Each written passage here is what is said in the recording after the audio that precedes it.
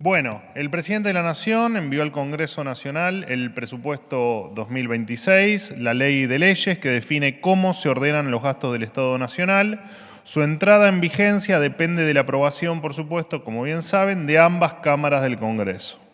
El nuevo proyecto contempla un 8% de aumento en la partida destinada a educación, un 17% en la partida de salud, un 5% en términos reales en las partidas de jubilaciones y un 5% del monto percibido per cápita por los pensionados por tema de discapacidad.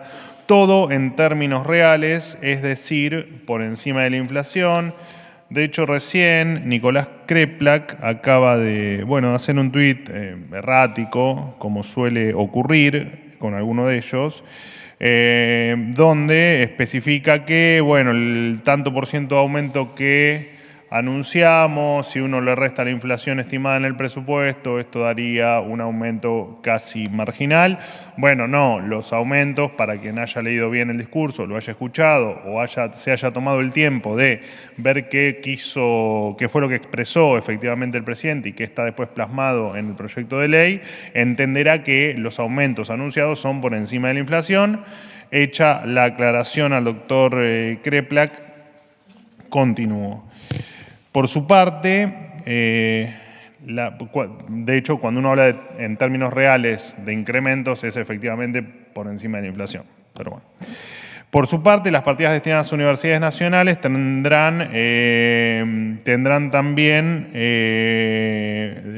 determinados 4.8 billones de pesos, todo esto ayer anunciado en el discurso del presidente.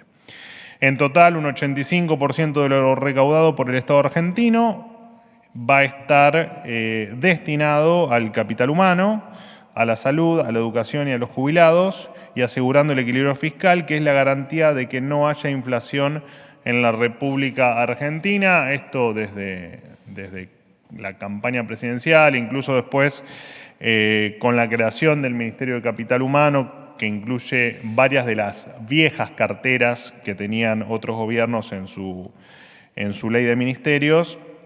Siempre fue una prioridad el concepto de capital humano y está plasmado también en este proyecto de presupuesto.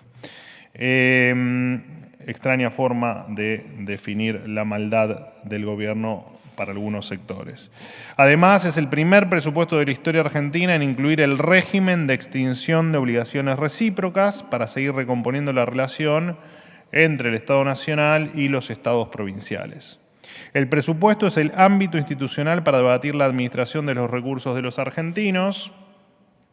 Las cuentas tienen que cerrar.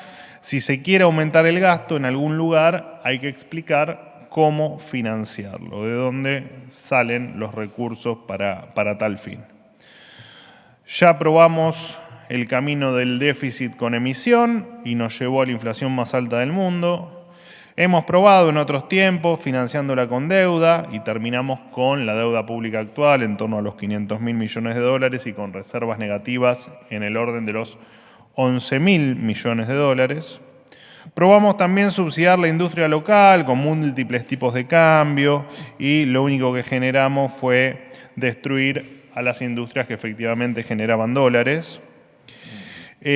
Probamos con el impuesto también a las grandes fortunas y el capital privado terminó yéndose del país. Así nos convertimos en el único país del mundo que pasó de ser desarrollado y líder en PBI per cápita a un país subdesarrollado donde hubo más del 60% de pobreza y es el único país que no creció en los últimos 15 años, siempre tomado, por supuesto, de punta a punta, ¿no? Esperemos que quienes usaron las causas... No, incluso hubo un montón de cuestiones que yo no estoy mencionando, ¿no? Pero quisimos salvar a, por ejemplo, la gente que es inquilina, poniendo una ley de alquileres que pulverizó el mercado inmobiliario, solo entre uno de miles de ejemplos que ocurrieron en la Argentina y que claramente lo único que han hecho fue hundirnos cada vez más en la pobreza más absoluta. Como decía, esperamos que quienes utilizaron causas nobles para impulsar un descalabro fiscal tengan la decencia de leer el proyecto y sentarse a discutirlo. Que en definitiva es la única pretensión, ¿no? Que tomen la ley de presupuesto, la lean, la analicen y la podamos discutir con seriedad como corresponde, en un país que quiere ser serio y que quiere crecer. Sería muy fácil para esta administración patear los problemas para adelante, aumentar los presupuestos de todas las áreas del Estado y financiarlos con emisión monetaria, repito, como ya se ha probado y ha fracasado en la República Argentina. Este gobierno no lo va a hacer porque es la diferencia entre la demagogia de un populista que únicamente quiere ganar una elección y aquellos que trabajan honestamente para que los argentinos efectivamente logren vivir mejor. Como siempre decimos, es verdad, es mejor una verdad incómoda antes que una mentira confortable, y este gobierno vino a decirle la verdad a los argentinos y lo va a seguir haciendo. El orden en las cuentas públicas es el único camino para construir un futuro mejor. El camino contrario implica condenar a la Argentina a vivir en un tormentoso presente constante, ese mismo que ya nos arrastró a la decadencia una infinidad de veces. No desperdiciemos esta oportunidad única. En otro orden de cosas, contarles que se va a firmar el decreto que da inicio al proceso de privatización parcial de Nucleoeléctrica Argentina Sociedad Anónima. Esta empresa fue incluida dentro de la Ley Bases como una de las sujetas a ser privatizadas. El proceso consiste en la venta del 44% de las acciones en bloque mediante una licitación pública nacional e internacional. Además, se va a organizar un programa de propiedad participada de hasta el 5% del capital accionario. El 51% restante quedará en manos del Estado Nacional. La decisión de privatizar la empresa responde a uno de los principales objetivos del Plan Nuclear Argentino a cargo de Damian Reidel, que consiste en promover la inversión privada dentro del sector con el objetivo de lograr la construcción del primer reactor modular argentino, la extensión de vida de nuestras centrales, impulsar la minería de uranio, entre otras cuestiones. Cabe recordar que todas las empresas públicas están sometidas a un proceso de irremediable privatización. Esto representa, incansablemente lo he dicho, en innumerables oportunidades de veces lo he dicho, esto representa el fin del Estado empresario, aquel que se atribuía funciones impropias a costa de despilfarrar recursos de los argentinos. El ministro de Economía, Luis Caputo, y el director de la Agencia de Transformación de Empresas Públicas, Diego Chaer, van a ser los encargados de llevar adelante este proceso. ¿La cámara está bien que se cayó? Me alegro. Por último, comentarles que el Gobierno Nacional eliminará el artículo 12 de la resolución 2400 del año 2023 de la Superintendencia de Servicios de Salud, que establecía que el excedente de los aportes de los trabajadores se los quedaban las empresas de medicina prepaga. Gracias a este artículo, tan conveniente, por supuesto, para las prepagas, durante casi 2 años se quedaron miles de millones de pesos que correspondían a 1.800.000 contribuyentes. Esta resolución, que se publicó 10 días antes del cambio de gobierno, no fue otra cosa que la evidente devolución de un favor para congelar las cuotas de los planes en septiembre, octubre y noviembre de 2023 en plena campaña electoral. O sea, quedó a la vista de todos que los excedentes que uno tenía en las prepagas se lo apropien como propios y que uno no tuviese esa disponibilidad cuando, por ejemplo, cambiaba de prepaga, precisamente como favor porque las cuotas de esos planes de medicina prepaga sostengan su precio durante los meses electorales. Ahora, con la derogación de este artículo, los excedentes de los aportes y contribuciones serán de los trabajadores y ya no más de las prepagas. Así, los subsidios automáticos que reciba cada persona deberán estar discriminados en las facturas. Una vez más, queda demostrado que lo único que le importaba al kirchnerismo era tener un rédito electoral incluso cuando ello resultara perjudicial para los argentinos. Bueno, hasta aquí lo mío, los escucho. Permiso. Buen día, ¿cómo le va, vocero? Tanto tiempo. Tanto tiempo. Ya nos habíamos olvidado de su cara. No es para tanto, che, no es para tanto. Aparte me cruzás en los pasillos, el otro día lo fui a ver a la sala. Tenemos una relación muy cordial, como dijeron algunos en un streaming. Lo importante es que hable. Así que les agradezco. ¿Estabas vos en el streaming? No, en el streaming no, era Splendid, ¿no? Splendid, estaba el amigo acá, Jonathan, Ale y Sofi, que no está, y alguien más había, ¿no? Y vos. Así que bueno, les agradezco porque más allá de algunas inconsistencias, por así decirlo, imprecisiones que han dado, la verdad es que reconocer que tenemos una buena relación, la verdad que fue muy placentero para mí escucharlos. Bueno, ministro, vocero, con rango de ministro. Ariel Rodríguez para Cadena 3. 2 preguntas tengo para hacerle. Esta semana se conoció, ayer concretamente, que el viernes el gobierno envió ATNs a 4 provincias por 12.500 millones de pesos y llama la atención que se da justo en la cercanía del tratamiento del proyecto de ley en el Senado. Quiero preguntarle si volvió la política del látigo y la billetera que instrumentó el kirchnerismo y si ese va a ser el mecanismo de relacionamiento con las provincias a partir de ahora. Las que estén cerca del gobierno van a ser asistidas y las otras no, como viene ocurriendo por lo menos hasta ahora. Y la segunda pregunta, vinculada también a lo que le decía recién al comienzo, usted no habló desde el escándalo de los audios públicamente con nosotros, por lo menos aquí no lo hizo, y casi nadie del gobierno respondió preguntas en estos 40 días.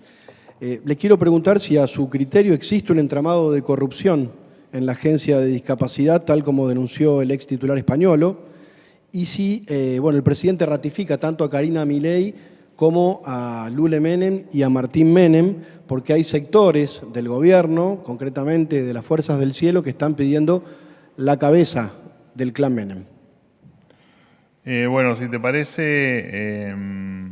Si te parece, arranco por el final.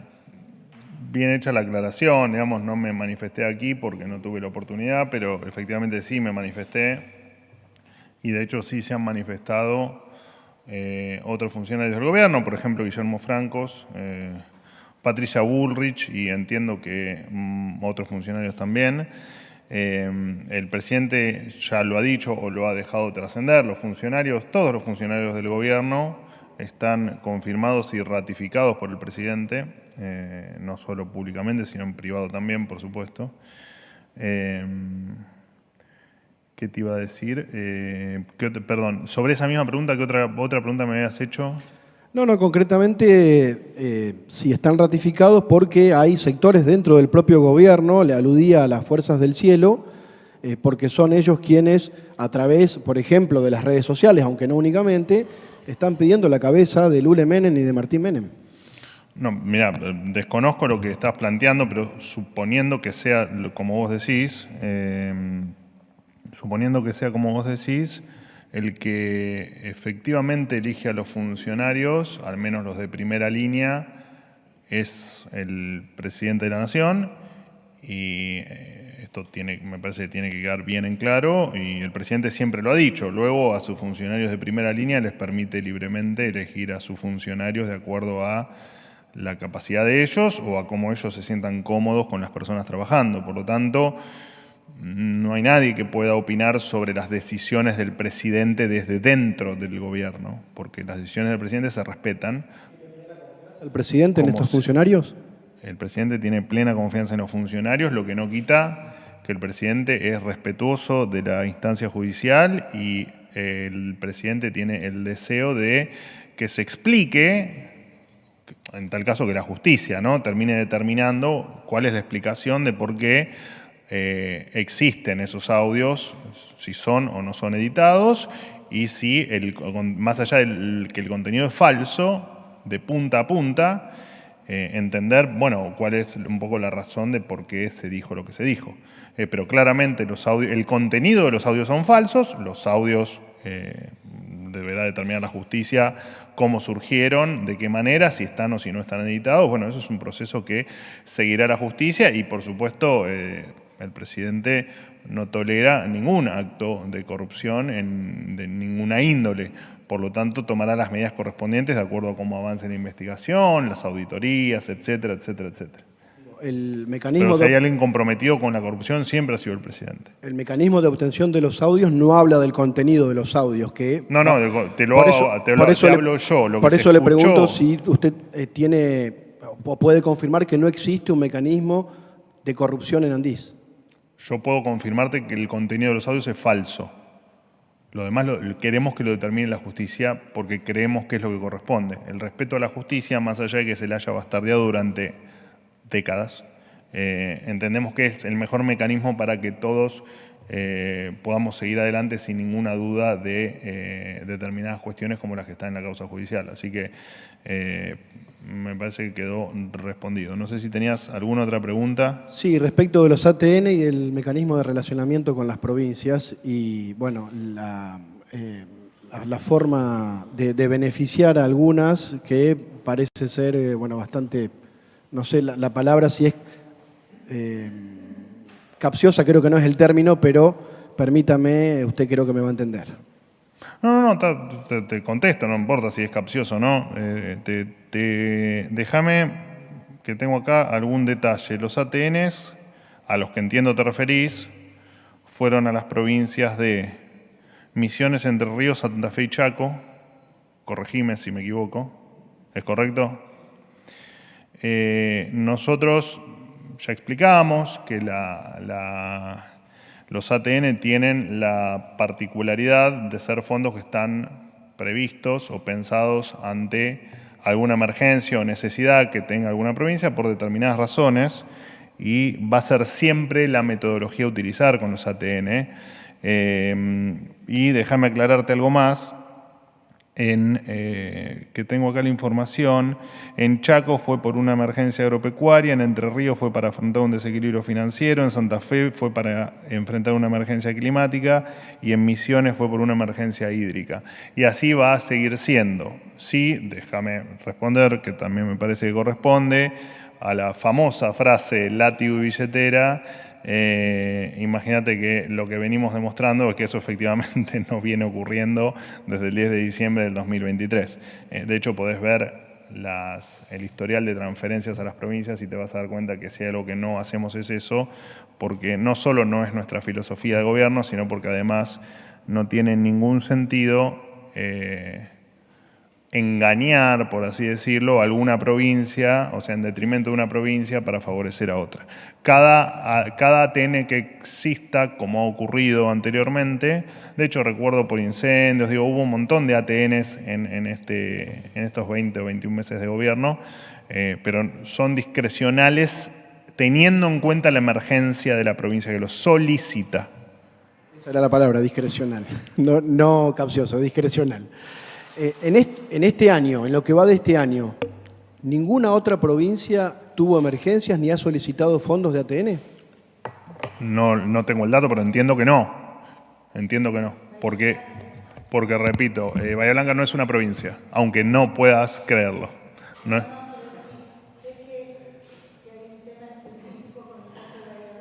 Que entiendo que también se han transferido fondos en su momento. Me estás, por supuesto, pidiendo datos de hace un tiempo, no los tengo acá, pero claramente se los puedo pasar, no hay ningún problema. Manuela, sí. ¿Cuántos tiempos sin verte? Mucho tiempo, ¿no? 2 preguntas. Te cortaste el pelo. Sí. Por un lado, con el aumento real del gasto que propone el presupuesto, ¿esperan que la oposición, los gobernadores, cedan en su insistencia con las leyes vetadas en salud, universidades y ATN? Y si esas leyes se llegan a aprobar en el Congreso, ¿el gobierno entonces revertiría las partidas anunciadas ayer? Y después, por otro lado, el dólar está tocando la banda superior, y para 2026 proyectan déficit comercial con un tipo de cambio similar al de hoy. ¿Cómo es un poco la hoja de ruta para la acumulación de reservas que pide el FMI? Gracias. Ok. Bueno, en realidad, a ciencia cierta, el dólar no ha tocado el techo de la banda. Recordemos que el techo de la banda está en el mercado mayorista. Hoy el techo de la banda es 1.473,10, creo, si no me falla la memoria. Todavía esa banda en el mercado mayorista no se tocó. Por supuesto que en caso de que eso ocurra, digamos, se van a salir en ese momento a comprar pesos para cumplir, digamos, con el esquema de bandas. Con respecto a la pretensión o a lo que uno piensa que va a pasar en el Congreso, no importa cuál sea la ley o cuál sea el veto o qué sea lo que se trate, la verdad es que no lo sabemos. Entendemos que este es un presupuesto que es beneficioso, que estuvo pensado para que tenga un apoyo mayoritario, porque en definitiva, más allá de que es la hoja de ruta que no se nos permitió tener durante mucho tiempo, tiene un montón de noticias que son positivas o se hizo bajo un esquema positivo para lo que viene en la Argentina. Por supuesto, primero la columna vertebral, que es el equilibrio de las cuentas públicas. Le dimos o se le dio una importancia, como se le dio siempre, pero acá está especificada en un presupuesto que hasta ahora no teníamos, de partidas sociales o de lo que llamamos capital humano. Y si un presupuesto ordenado, con equilibrio fiscal, con cuestiones que a las provincias les puede beneficiar, eso no es satisfactorio para quienes lo tienen que votar, bueno, veremos cuál es la justificación. Yo lo decía al principio en mi introducción, sería bueno que, digamos, que todos los que integran las dos cámaras, que son quienes tienen que debatir esto, lo hagan con seriedad, leyendo el proyecto. La ley te marca, o la normativa o la Constitución te marca precisamente el 15 de septiembre para que esto pueda darse, ¿no? Y pueda darse de manera sana, independientemente de que en la historia, no te hablo solo del último tiempo donde nosotros gobernamos. Históricamente el presupuesto no se le ha dado el valor que tiene, y si se le llama la ley de leyes es porque, o la madre de todas las leyes, es porque efectivamente es la hoja de ruta y es el límite que se le pone al gobierno para gastar, para obtener recursos, etc. Así que tenemos plena confianza en que podemos dar un debate adulto y maduro en un país que creemos también que lo necesita y mucho. No solo el presupuesto, sino el debate maduro. Con respecto al dólar, o a la hoja de ruta de ese dólar, bueno, esto tiene un cálculo hecho. Esto por supuesto no se hizo ayer, sino que esto como habrán visto, más de 6.700 páginas el presupuesto. Se viene trabajando desde hace muchos meses, cuando nosotros el tipo de cambio es una de las variables que no controlamos. Es una variable que es libre, por lo tanto, lo cierto es que no sabemos cuál va a ser el tipo de cambio. Nosotros lo estimamos de acuerdo a determinados valores. De hecho, se utiliza el REM a diciembre porque, como no sabemos este año cómo va a cerrar el dólar, porque es dólar libre, tomamos el REM para después, en base a nuestro cálculo de inflación, poder estimar cuál va a ser el tipo de cambio al 31 de diciembre de 2026. No hay mucho más para decir, digo. La hoja de ruta me parece que está dada también por el dato de inflación, también por el dato de crecimiento y también por la política pública que está inmersa dentro del presupuesto. Dato no menor, el de la financiación para el sector privado, que va a ser el Tesoro para las grandes concesiones o para las concesiones que así lo requieran. Así que creemos que va a generar, por supuesto, obra pública privada o financiada, más allá de que el Gobierno Nacional le dé con el superávit acceso a financiamiento, no va a ser ni más ni menos que riesgo privado, inversión privada y generación de empleo privado, como siempre quisimos, en lo que antes era obra pública financiada con fondos emitidos o por deuda por parte de los diferentes gobiernos. Así que te agrego también un dato más positivo que creo que, bueno, nadie puede estar en contra de eso, pero bueno, nos abrimos al debate y nos abrimos a que repito, podamos tener una charla adulta en el Congreso, con, por supuesto, nosotros a disposición para explicar lo que haya que explicar o las dudas que se puedan generar, por supuesto.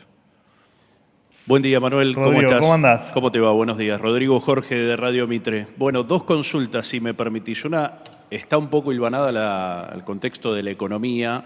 Recién vos mencionabas el dólar y el riesgo país, tal vez que son dos indicadores de la economía, y preguntarte qué escenario espera el gobierno a octubre, porque empresarios, gobernadores y, si querés, hasta inversores dijeron que ellos quieren esperar hasta el 26 de octubre para ver qué es lo que pasa en la economía argentina, qué es lo que va a pasar, qué escenario esperan ustedes de turbulencia, algunos hablan de estallido. Bueno, Cristina Kirchner tuiteó hace un rato, habló de bomba, el gobierno tiene una bomba de tiempo.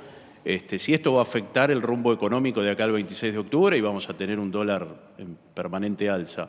Y respecto del llamado de los gobernadores, el día de la elección en la provincia de Buenos Aires, el gobernador Kicillof dijo que espera un llamado de Milei. No solamente el gobernador Kicillof, sino entiendo que el gobierno que habla de llamado a mandatarios provinciales aliados, la convocatoria va a ser más amplia. ¿Qué va a pasar con los sectores que el gobierno habitualmente califica como sectores rancios de la política? ¿Va a haber llamado a Kicillof? ¿Están preparados para esto? ¿Y qué esperan al respecto? Bueno, en primer lugar, no, el tuit de la ex vicepresidente no lo leí, estaba trabajando, no tuve tiempo de leer. Dicho sea de paso, increíble que un preso escriba de la cárcel, ¿no? Independientemente de la cárcel, sea la cárcel tradicional o que sea su domicilio particular. La verdad que insólito. Pero al margen de ese comentario casi personal, no leí, hace mucho que no leo lo que tuitea Cristina, con un vocabulario que va empeorando tuit a tuit, evidentemente, por lo que me han dicho. Pero más allá de eso, el escenario de octubre, por supuesto que va a ser un escenario con algo más de volatilidad de lo que veníamos acostumbrados. Está claro que cuando la posibilidad de un precipicio está por delante, bueno, es lógico que intentes frenar para no seguir avanzando y caerte. Y por supuesto, fíjate la reacción, y así todo, fue una elección provincial, local, donde los intendentes hicieron su juego y donde todo el aparato kirchnerista estuvo a disposición de del partido de Kicillof. Fíjate cómo reacciona el mercado, ¿no? El mercado no rechaza profundamente las ideas del pasado, las rechaza enérgicamente.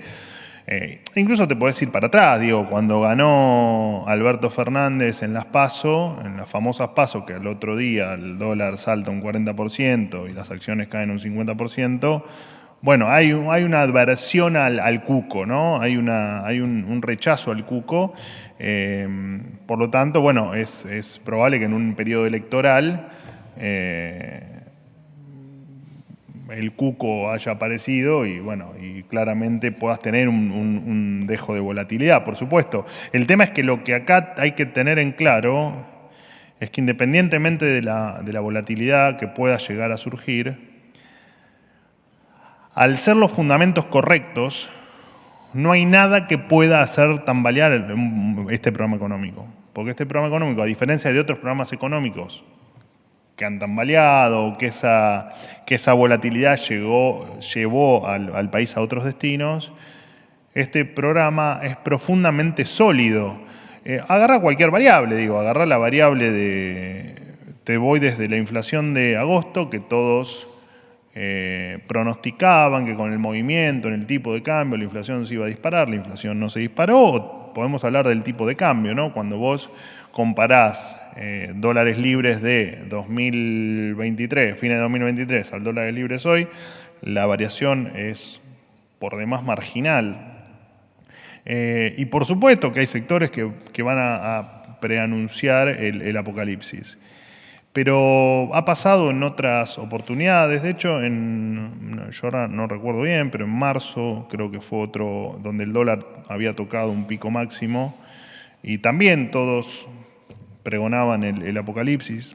No va a pasar, pero no va a pasar, y esto está buena la pregunta para que la gente se quede tranquila. La gente está tranquila porque puede tener un montón de diferencias con lo que estamos haciendo, pero seguramente la mayoría de la gente entienda que este es un plan sólido y con los fundamentos correctos. Entonces, no importa que vivamos periodos de volatilidad. ¿Cómo no vas a vivir un periodo de volatilidad si el cuco apareció y te dijo presente? Bueno, por supuesto, pero no nos preocupa. No nos preocupa porque en octubre, por supuesto que esto va a dar una vuelta de página y el cuco va a haber quedado donde estaba antes. Contener el dólar, así sea, más no sea con la intervención del central, que no vamos con a reservas. contener nada, digamos.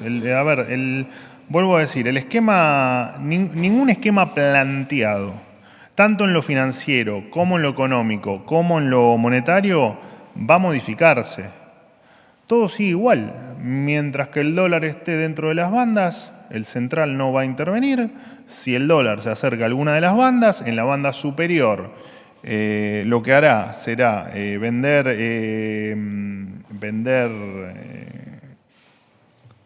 comprar, espera, me haces marear, en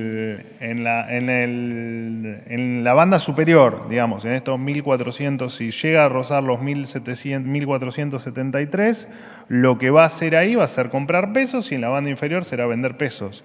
Estuvo planteado al principio así y el mes que viene la banda se seguirá ampliando al 1% como se viene dando. Te recuerdo que la superior arrancó en los 1.400, está en los 1.473,10 y ese es a mí no hay mucho más, digamos. No va a cambiar eso. De ninguna manera va a cambiar. Salvo que en octubre gane el kirchnerismo o el resultado sea adverso al gobierno. Es que no va a cambiar. No importa lo que pase. Eso no va a pasar, pero vamos a la hipótesis que estás planteando, no va a cambiar. Nosotros no hacemos las cosas por cuestiones electorales. El programa económico está diseñado para que la Argentina crezca y salga de los males que dejaron los que vos decís que tienen alguna posibilidad de ganar. No va a pasar. No va a pasar porque, ya te digo, porque los fundamentos son los correctos. Y si los fundamentos son los correctos, no hay por qué modificarlos. Y esa es la posición que tenemos. Segunda pregunta era el llamado, si Milei, el presidente, va a llamar a Kicillof y al resto de los gobernadores, en realidad, que en realidad se indicó como convocatoria aliados. Tenemos un flamante ministro del Interior, Lisandro Catalán, que en tal caso va a ser el que defina quiénes son los gobernadores con quienes vale la pena debatir y tener un diálogo e intercambiar, como hablaba con Manuela del presupuesto en el Congreso, con qué gobernadores vale la pena sentarse, a conversar, a dialogar, a discutir y a acordar, y con quienes resulta irracional.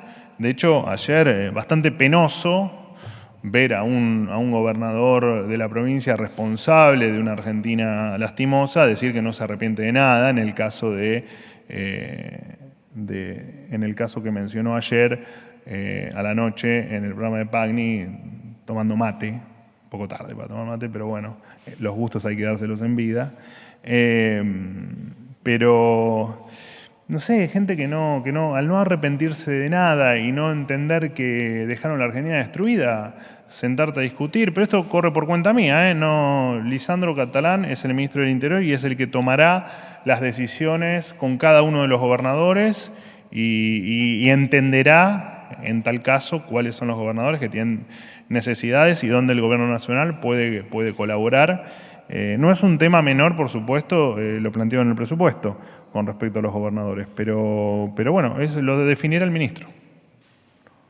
Manuel, ¿qué tal? Silvia Mercado para Radio Con Vos.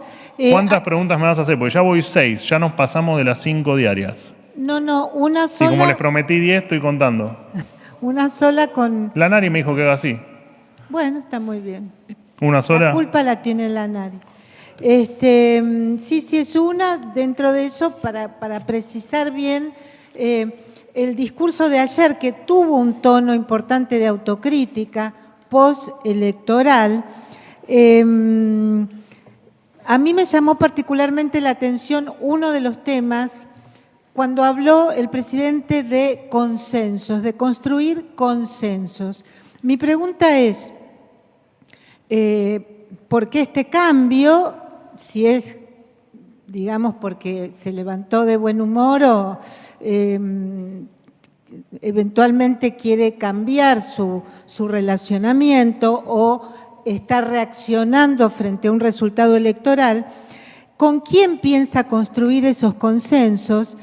Porque entre los destratos, los insultos, una gran cantidad de promesas incumplidas de parte del gobierno, según dicen muchos gobernadores. Bueno, no sé si va a ser demasiado sencilla esta reconstrucción del consenso, medio que sonó, él siempre decía que era el horror hacer consensos, medio como que sonó volver hacia atrás, un cambio muy importante en su manera de hacer política. Bueno, a ver, voy a tratar de, sin entrar en un análisis filosófico del discurso, voy a tratar de contestarte de la manera más precisa posible. El presidente lo dijo claro, dijo que, y a ciencia cierta, no es que lo dijo en el discurso de ayer, lo viene diciendo desde siempre, que quienes quieran efectivamente sumarse a corregir los descalabros de la Argentina que nos hicieron tanto daño, están invitados a sumarse.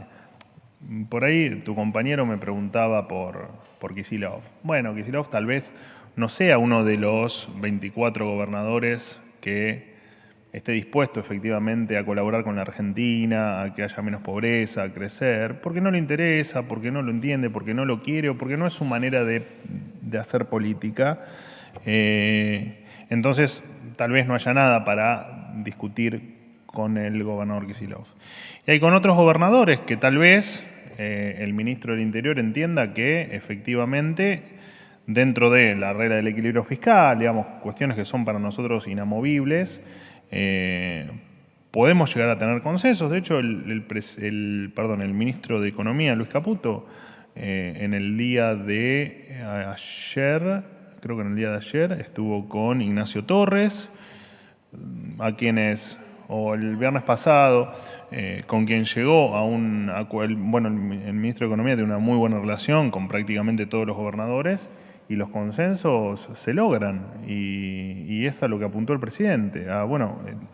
Realmente a las provincias con las que podamos llegar a tener algún tipo de avance en alguna cuestión que requieran las provincias y que el gobierno nacional pueda facilitárselas, eso se va a hacer y creo que entre ambas partes uno puede tener salidas a algunas cuestiones que tal vez antes no encontraban, ¿no? Siempre con la regla fiscal y siempre obviamente con la filosofía de gobierno. No creo que haya habido ningún cambio en lo que dijo el presidente. Sustancial, digamos. Y sí creo que la autocrítica tal vez, y esto es una autocrítica, creo que la autocrítica muchas veces la hicimos puertas adentro y no tanto, no la explicamos como la debimos explicar. De hecho, yo mismo lo dije con respecto a los bonaerenses, ¿no? Evidentemente hay un sector de la provincia de Buenos Aires a quien no le supimos explicar qué es lo que hicimos, por qué momento estábamos atravesando y hacia dónde íbamos.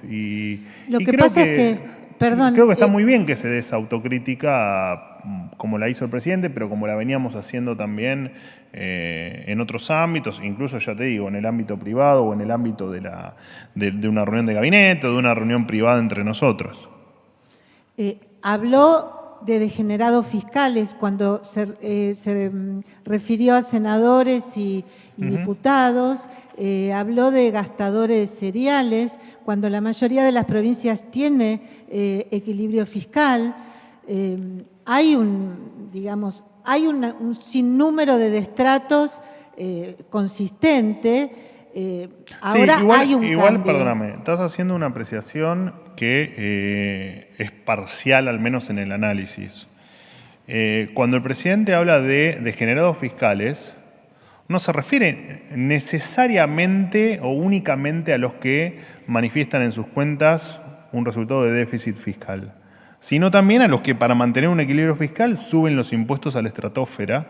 Y nos ha pasado mucho, digo, yo acá les he comentado el problema que teníamos con las tasas municipales, ¿no? Donde uno intentaba hacer el esfuerzo presupuestario de bajar algún impuesto y de repente te encontrabas con algunos degenerados fiscales que intentaban cobrar a como de lugar y de manera compulsiva una tasa cuando ibas a cargar 2 litros de combustible.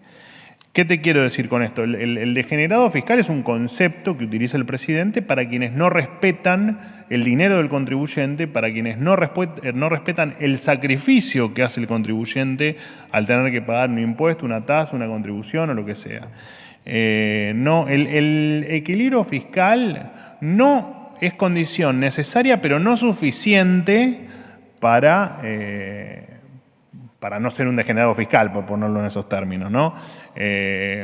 Imagínate que probablemente si subiese los impuestos un 100%, bueno, probablemente tengamos superávit fiscal en todos lados, pero la gente tendría que trabajar el doble para tener lo mismo.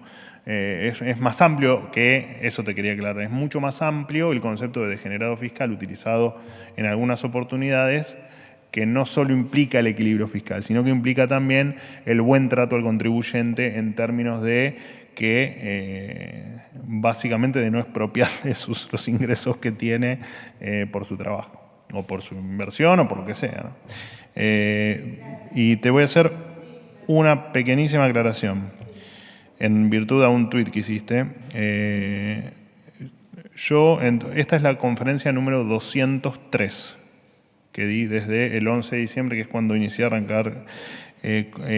hacer conferencias. Hasta hoy fueron 426 días hábiles, por lo tanto hubo una conferencia cada 2 días y además ustedes me han hecho en torno a algo más de 2.000 preguntas en estas 203 conferencias. Además de todas las veces, podrían ser más seguramente, las veces que he ido a la sala de periodistas. De hecho, esta semana estuve un ratito, cortito, porque por supuesto tenemos otras actividades, tratando de responder alguna pregunta que ustedes tengan, y además me los cruzo sistemáticamente en los pasillos de Casa Rosada, donde también, con muy buena predisposición, trato de, cuando el tiempo me lo permite, de charlar con ustedes. No creo que haya perdido la voz, tal como lo manifestaste. Gracias. Última pregunta. Manuel, buen día. Hernán Mundo, de Radio Nacional. ¿Cómo andás? Bien, todo muy bien. ¿Cuántas preguntas? No, todo sobre el mismo tema. Pero, eso es me estás engañando. Universidades. Ya ha habido una respuesta del Consejo Interuniversitario Nacional, que agrupa a los rectores de universidades públicas, después del mensaje del presidente de anoche en cadena nacional. Dicen que es un proyecto para consolidar el ajuste universitario, y lo que plantean en uno de los párrafos de este comunicado es que lo anunciado por el presidente está muy lejos de los 7 billones necesarios para que pueda funcionar normalmente el sistema. La pregunta es si hay algún canal de diálogo abierto, más allá de las diferencias que están claras, porque los rectores están a favor de la ley de financiamiento universitario, el gobierno la ha vetado. Si hay alguna comunicación como para que pueda abrirse algún tipo de instancia, de manera tal de que, en definitiva, no se ponga en riesgo el funcionamiento de las universidades de cara al año que viene. Y por otro lado, y también teniendo en cuenta el tema universitario, mañana está convocada una movilización en torno al Congreso. De hecho, también la han convocado autoridades de algunos gobiernos. El caso de Carlos Bianco, funcionario de la provincia de Buenos Aires, que llamó a movilizarse mañana. Bueno, ¿cuál es la lectura que hace el gobierno en este sentido? Y te agrego, ¿qué tiene previsto hacer el gobierno en materia de seguridad en torno al Congreso respecto a que, de acuerdo a los antecedentes, han sido movilizaciones masivas? ¿Va a haber operativo o se va a dejar que la gente se manifieste, bueno, tal cual lo considere? Vamos por partes y voy a tratar de ser lo más sintético y consistente a la vez posible. Nosotros cuando asumimos, dentro de las... No, perdón, te estoy acotando un poco el periodo. Desde la campaña electoral, recuerdo, la campaña electoral del 2023, recuerdo que había algunas cuestiones que las habían tomado como latiguillo de campaña en aquel momento, la Massa específicamente. Una de ellas era que íbamos a vender bebés, otra era que, no sé, íbamos a salir con armas a matar por la calle a quienes no nos guste la cara, de tantas otras aberraciones que por supuesto no voy a repetir porque van en contra de la dignidad de las personas. Y otra de ellas era que efectivamente íbamos a cerrar las universidades. La verdad es que no solo que nunca lo dijimos, lo planteamos, ni se nos ocurriría hacerlo, porque va en contra de nuestra filosofía, pero sí entendemos, como entendimos siempre, que las universidades tienen que ser auditadas, que que sus gastos tienen que ser cuidados, como lo es o como debería ser cuidado el dinero de todos los contribuyentes, independientemente de si el destino es una universidad pública o es cualquier otro destino. ¿Qué te quiero decir con esto? Que cuando se dieron cuenta que estaba agotada la mentira o la frase de vamos a privatizar las universidades o vamos a cerrarlas, empezaron a hablar de la falta de financiamiento. Es increíble, ¿no? Porque marchas, la verdad es que yo no recuerdo. Incluso sí recuerdo los recortes presupuestarios que se les hacían a las universidades, pero nunca recuerdo sobre eso marchas universitarias con todo el arco político kirchnerista quejándose, o la izquierda, estos del campamento anticapitalista, bueno, todos estos que andan dando vuelta por ahí quejándose de todo lo que ven, porque efectivamente viven de eso o les dan material para los reels en las redes sociales. De hecho, también es bueno aclarar que todo aumento de la partida presupuestaria que han solicitado las universidades se les ha otorgado. No hay nada pendiente que hayan solicitado las universidades y que esté pendiente de otorgárseles. Efectivamente, y déjame hacerte algunas reflexiones, ya que estamos hablando de universidades. Bueno, además crea si la ley no se veta, crea un precedente algo peligroso, ¿no? Porque se instala una especie de paritaria en el Congreso donde si esto se aplica a los trabajadores docentes y no docentes, tal vez todas las actividades económicas podrían reclamar incluso el mismo esquema de trato, ¿no? Que un Congreso efectivamente puedan manejar su propia paritaria, lo cual es una inconsistencia per se. Porque termina el Congreso actuando como una especie de sistema de esquema de paritarias. Entonces, con esta ley lo que pasa es que se confunden los roles, el legislador se convierte en negociador y juez de la relación laboral. Al margen de esto, desde el inicio de la gestión, y también vuelvo a reforzar el tema de las mentiras dicho sobre esto, que te repito, mentiras que fueron no solo con las universidades, sino con tantos otros temas. En gasto de funcionamiento durante todo el 2023 y pese al 211% de inflación, el gobierno anterior no aplicó ninguna actualización. Claro, marchas no hubo.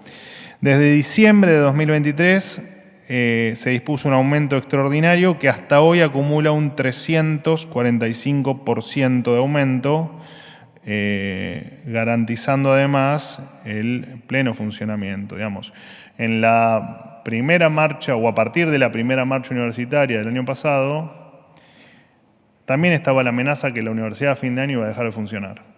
Y lo está ahora, digamos, y lo estará seguramente mientras que nosotros estemos en el gobierno. Y esto ya lo hemos explicado los por qué en un sinfín de oportunidades. Bueno, aparte en materia salarial, el Gobierno Nacional dispuso un aumento del 7,5% para los docentes y no docentes entre septiembre y noviembre de este año, con sumas fijas excepcionales. Entre enero del 2024 y, o sea, en nuestro primer mes completo de gestión, y mayo de 2025, los incrementos acumulados alcanzaron el 111%, siempre en línea con la pauta definida para el personal de la Administración Pública Nacional.